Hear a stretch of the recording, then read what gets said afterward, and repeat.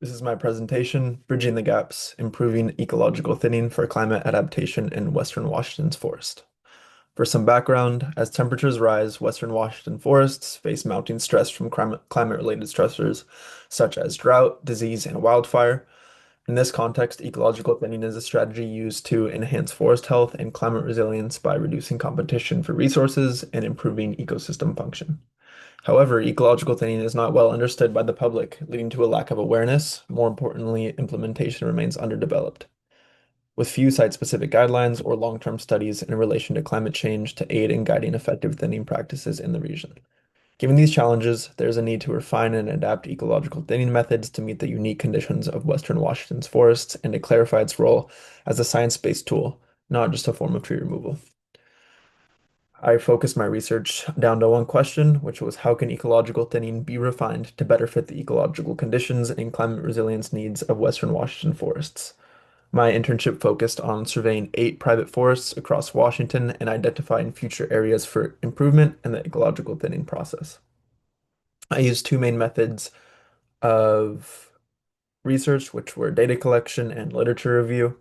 In terms of data collection, I surveyed those 8 private forest sites and collected field data such as tree cord samples, crown and canopy cover estimates, primary and secondary understory species, and primary and secondary tree species. I then analyzed all this data in Excel.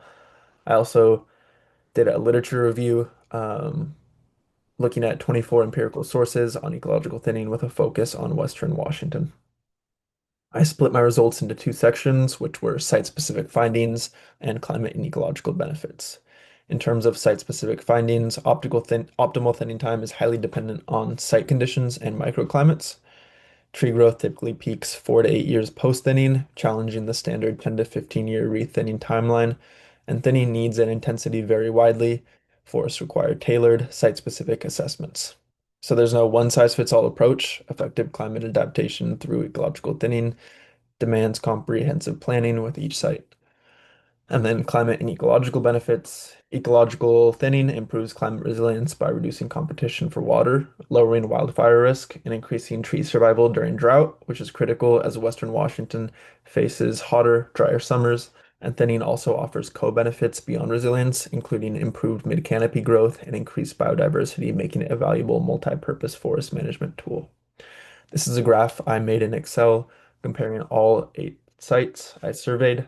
All 8 sites were located in a similar region in Western Washington, and they all also consisted of mainly Douglas fir dominant forest. I think this highlights the finding that optimal thinning timing is highly dependent on site conditions because although each site was given a very similar prescription and located in a very similar place, you can see that the graph shows that each thinning produced a very different result, with the average shearing growth differing between each one and the thinnings producing varying results because of that.